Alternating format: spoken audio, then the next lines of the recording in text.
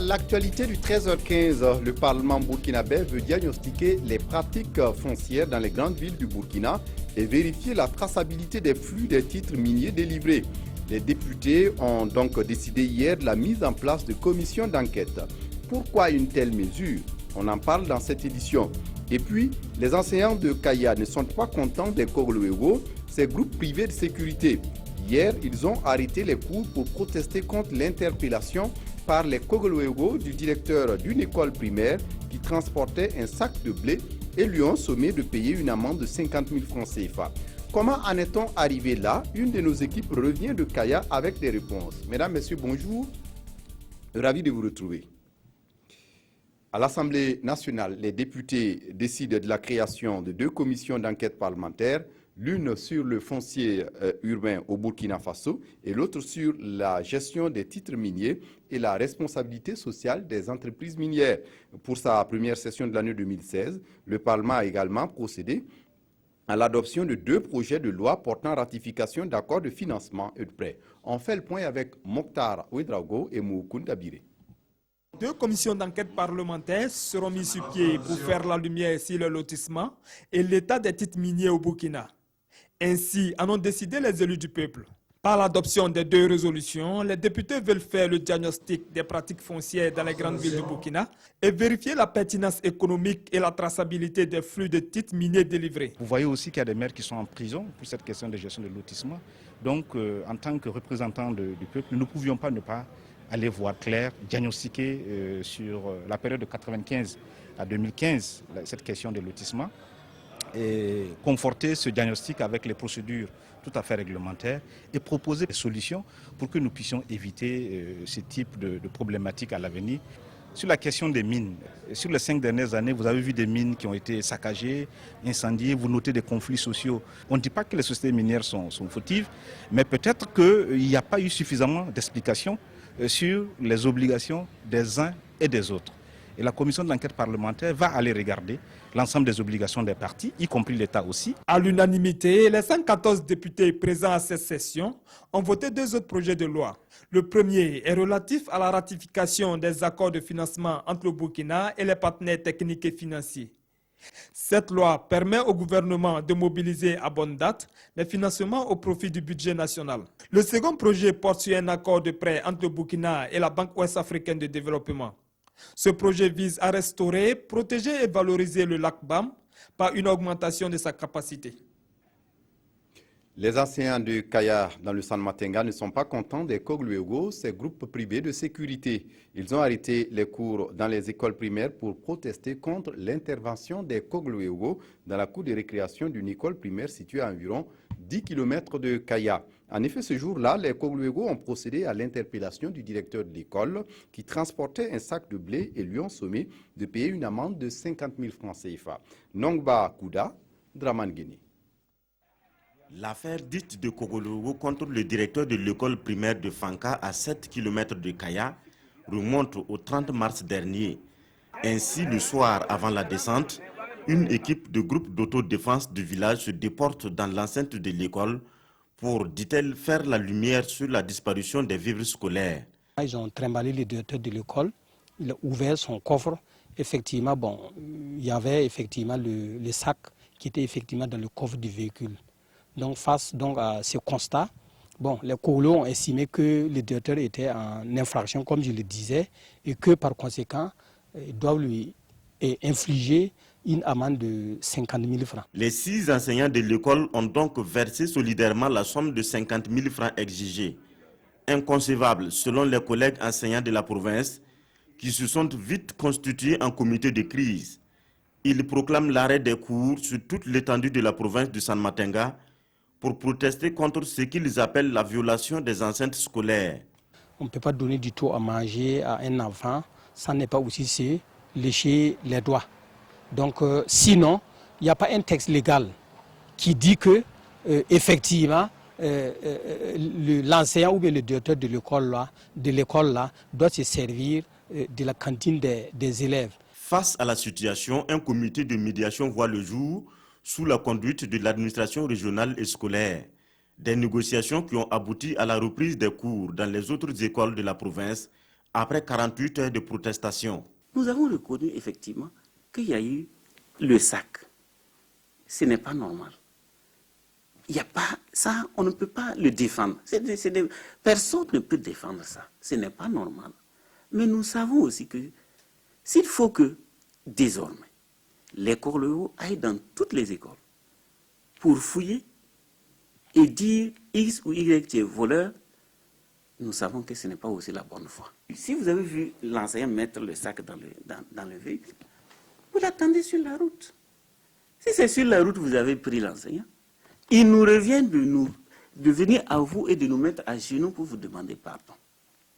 Mais dès lors que vous êtes allé dans l'enceinte de l'école, retirer les clés et entrer dans le magasin pour compter les vivres, il est normal qu'on vous dise aussi, en tant que corleau, que vous êtes allé un peu au-delà de vos prérogatives. le tort est ainsi partagé selon les médiateurs qui demandent que chacun mette un peu d'eau dans son vin. Mais côté protagoniste, chacun reste campé sur sa position.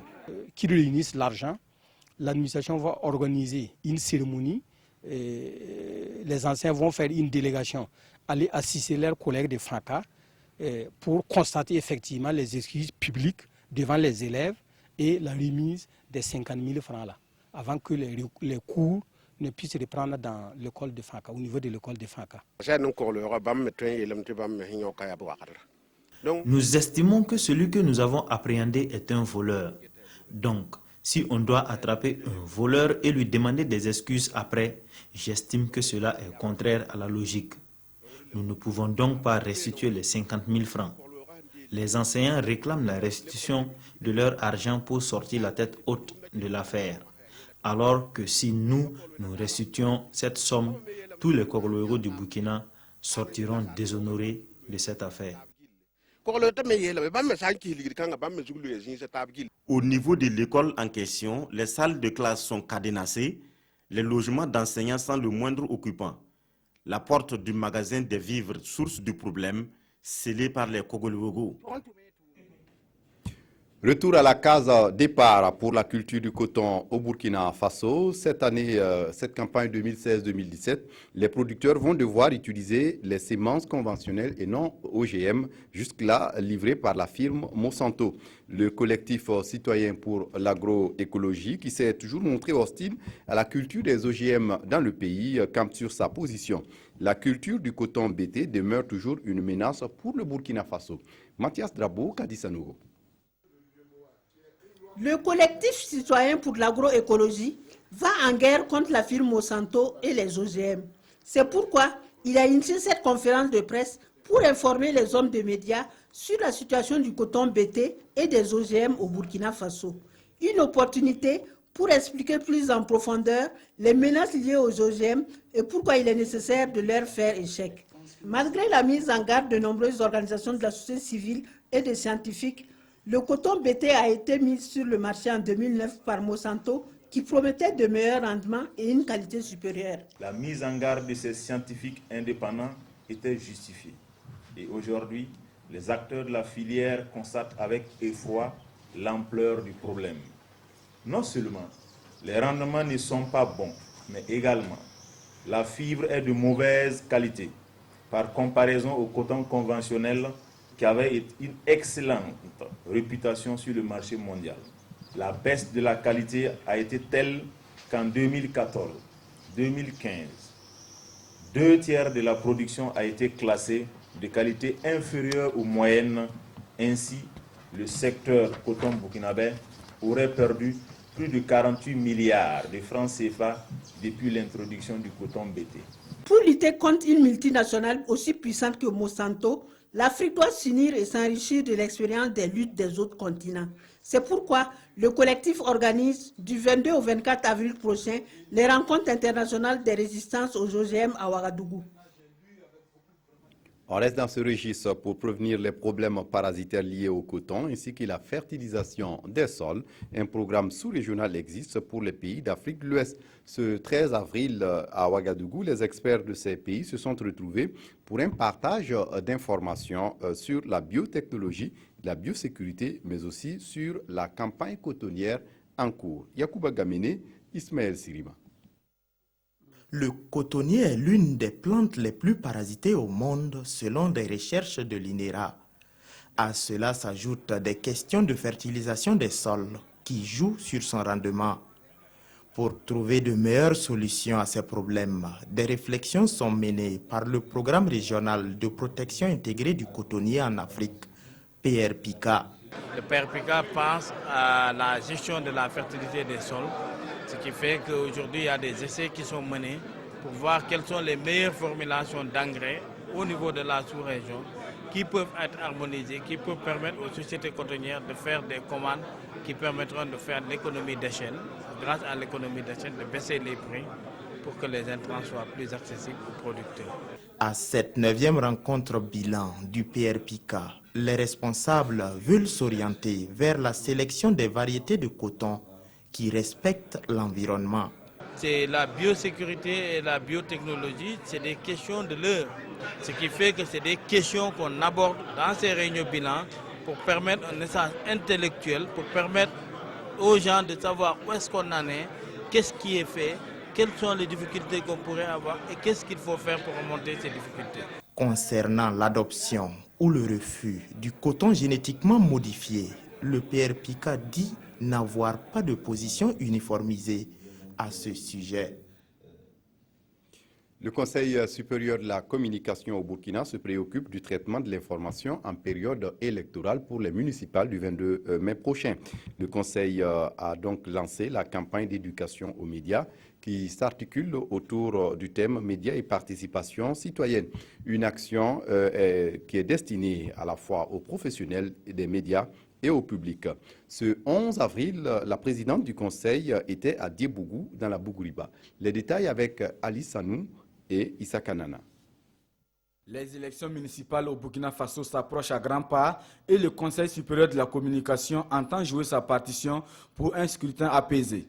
Concilier liberté d'expression et responsabilité citoyenne, c'est tout l'enjeu de cette conférence publique qui a permis aux forces vives de la Bougouriba d'être plus outillées sur le rôle et la place des médias dans la vie publique. Donc je crois qu'après cette campagne d'éducation, en tout cas aux médias, nous allons assister à autre chose. Désormais, les médias seront plus responsables et désormais, les gens sauront ce qu'il faut aller partager au niveau des médias au lieu d'aller pour des faits divers, j'allais dire. Placée sur le thème médias et participation citoyenne, cette campagne vise donc à instaurer une communication apaisée qui participe à la préservation de la cohésion sociale dans un monde où l'information sensationnelle, surtout celle provenant des réseaux sociaux, semble la mieux prisée. À Diebougou, même ici, il y a eu beaucoup de publications dans les médias sur des gens, sur des autorités qui n'étaient pas vérifiées du tout. Et donc nous tous on était choqués ici. Maintenant on sait qu'effectivement les médias vont prendre en compte certaines choses avant de faire les publications. Conférences publiques, formation d'hommes des médias, diffusion de micro-programmes sont également au programme de cette campagne d'éducation aux médias qui devrait s'achever le 15 juin prochain. Plus de 300 prêtres africains du Burkina et du Niger sont en conclave à Koupéla pour une assemblée générale de la fraternité sacerdotale. Une rencontre au cours de laquelle les prêtres vont prier, mais aussi réfléchir sur les sujets d'actualité. Les prêtres sont appelés à faire des propositions aux évêques dans leur mission. Cam Roger, Estelle Judith Tassogba. Un rite d'intronisation de la Bible pour donner le ton à cette 29e Assemblée générale de la fraternité sacerdotale des prêtres africains Burkina-Niger. Une assemblée générale placée sous les signes du ministère d'écoute, de délivrance, de guérison et d'exorcisme au service de l'évangélisation. Nous avons décidé d'aborder ce thème de l'ésotérisme en général pour mieux le connaître de façon, j'allais dire technique, pour connaître les différentes doctrines ou philosophies en dessous de ces mouvements, de ces groupes, afin de mieux les aborder pastoralement. Occasion pour ces 306 prêtres et évêques venus de ces deux pays frères de s'informer sur les différents mouvements et groupes existants en vue de mieux jouer leur mission sacerdotale. C'est pour informer les prêtres, pour qu'ils soient mieux armés, afin de mieux déployer une pastorale visant à faire du chrétien une personne ayant foi en Dieu, en un seul et vrai Dieu, et une foi agissante par la charité et la prière. En marge de ce grand rendez-vous biannuel, ces serviteurs de Dieu aborderont des questions relatives à la fraternité sacerdotale et bien d'autres. Il y aura l'écho des diocèses, comme nous l'appelons, voir un peu dans nos diocèses comment vont les prêtres et voir dans les diocèses quels sont les projets. Nous avons aussi des projets en commun au niveau du grand ensemble de la fraternité sacerdotale Burkina-Niger. Et nous avons aussi en ligne de mire le 75e anniversaire du sacerdoce burkinabé qui sera célébré normalement en 2017. La fraternité sacerdotale des prêtres africains Burkina-Niger a été créée en 1974. Elle compte aujourd'hui à son actif 1007 prêtres. Au Brésil, Dilma Rousseff dénonce un coup d'État. Avec la décision prise par une commission parlementaire dominée par la droite, la procédure en faveur d'une destitution de la présidente Dilma Rousseff est lancée. Mais le chef d'État brésilien ne s'avoue pas pour autant vaincu. Elle dénonce le caractère politique du procès entamé contre elle par une opposition illégitime qu'elle accuse à son tour de corruption. Le président de la Chambre, Eduardo Cunha, qui a demandé la destitution de la présidente, serait lui-même accusé de fait de placement dans 5 comptes en Suisse en son nom et évoqué dans l'affaire également des Panama Papers. La présidente brésilienne Dilma Rousseff marche droit dans la tempête. Il n'y aura pas de coup, il y aura un combat, chantent ses soutiens du Parti des travailleurs au lendemain d'une nouvelle étape vers la destitution de la chef d'État. La guerrière, comme elle est surnommée, se dit victime d'une conspiration. S'il y avait encore des doutes concernant ce coup, cette farce et cette trahison, il n'y en a plus. S'il y avait des doutes concernant ma dénonciation d'un coup d'État, il ne peut plus y en avoir aucun. Hier, 2 leaders de ce coup ont clairement agi de manière conjointe et préméditée.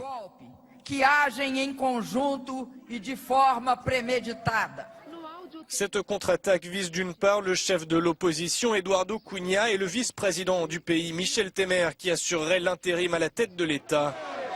Lundi, peu avant qu'une commission parlementaire recommande la destitution de la dirigeante, ce dernier a fait fuiter l'enregistrement d'un discours anticipant sa succession.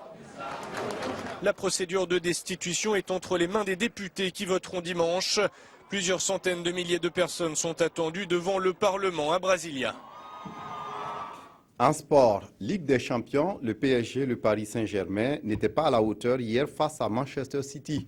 Les hommes de Laurent Blanc ne sont pas parvenus à se qualifier pour le dernier carré de la Ligue des Champions. Et pour l'autre derby Real Madrid face à Wolfsburg, c'était simplement un exploit. Le Real Madrid a éliminé Wolfsburg, même si certains l'estiment un petit exploit pour les hommes de Zinedine Zidane, qui ont gagné 3-0 après un revers 2-0 à l'aller en Allemagne. Mais je suis responsable. Sur ces 2 confrontations, il nous a manqué trop de choses pour se qualifier en demi-finale.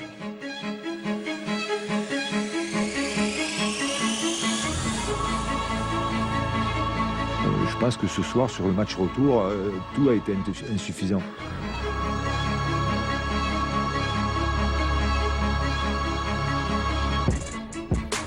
La compo, les absences, pas de combattants. Serge Aurier, les 4 piliers de la défaite parisienne qui sonne le glas du rêve du PSG, version Qatar, battu 1-0 hier soir par Manchester City en quart de finale retour de Ligue des Champions. Laurent Blanc a re-signé avant les 8e de finale un contrat de 2 ans, puis l'affaire Aurier a éclaté 2 jours avant le match aller contre Chelsea. Sur une vidéo en direct, le défenseur a insulté son entraîneur et des coéquipiers. Pourtant, Serge Aurier était présent sur la pelouse à l'aller et au retour face à Man City et n'y a pas brillé. Mardi 12 avril 2016, le Paris Saint-Germain, version Qatar, a écrit une drôle de page de son histoire. Avec lui, tout est plus facile. En un gros quart d'heure, Ronaldo a refait le retard du Real face à Wolfsburg avec un doublé. Les Madrilènes en demi-finale de Ligue des Champions pour la 6e fois de suite, record du rival barcelonais égalé. Une permanence au plus haut niveau incarnée par le Portugais. En seconde période, il qualifie Madrid grâce à ce coup franc. 16 buts en 10 matchs déjà pour Ronaldo qui chasse sur ses propres terres. Des chiffres étourdissants qui en font le meilleur buteur de l'histoire de la compétition avec 94 réalisations. C'était pas un match facile, hein, on peut dire qu'on l'a rendu facile parce qu'on a marqué 3 buts et on s'est qualifié, mais c'était pas facile du tout. Donc oui, c'est sûr que de toute façon, comme entraîneur, c'est juste énorme. Après un 2-0 du match aller, les joueurs ont été tous énormes. Donc oui, c'est ma plus grande soirée en tant qu'entraîneur pour le moment, j'espère.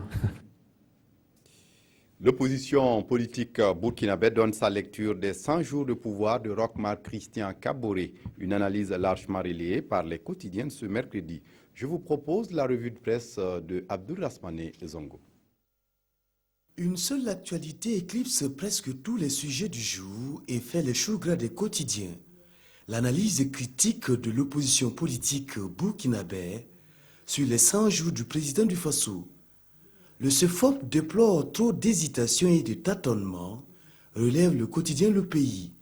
L'Obs en déduit le zéro pointé de l'opposition burkinabé. Et Citoyen conclut, l'opposition peint un tableau en noir. Le Burkina n'a pas besoin d'un président diesel, mais qui roule le super, affirme Zéphirin Diabré dans les colonnes du quotidien Notre Temps. Et notre confrère dénumère quelques griefs à l'encontre du nouveau pouvoir. La politisation de l'administration recommence, se demande le journal. La transition est un bouc émissaire, s'interroge davantage le journal Notre Temps. Et qu'en est-il de l'économie et du chômage? Parallèlement, sur la situation nationale, la coalition contre la vie chère hausse également le ton. Cette thèse est corroborée par l'Express du Faso et qui soutient la CCVC monte une fois de plus au créneau. C'est tout pour ce journal. Merci de votre attention. Très bonne suite de programmes sur la RTB. Au revoir.